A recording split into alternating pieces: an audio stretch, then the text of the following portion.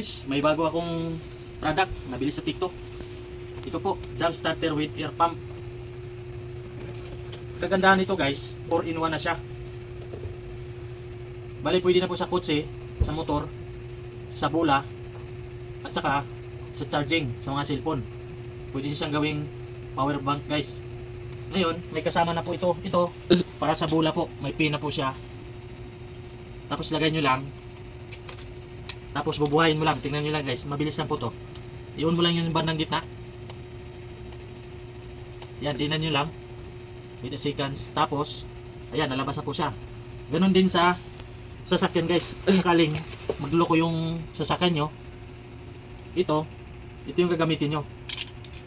Make sure lang na full charge siya para maganda yung sa resulta. Gagana po siya.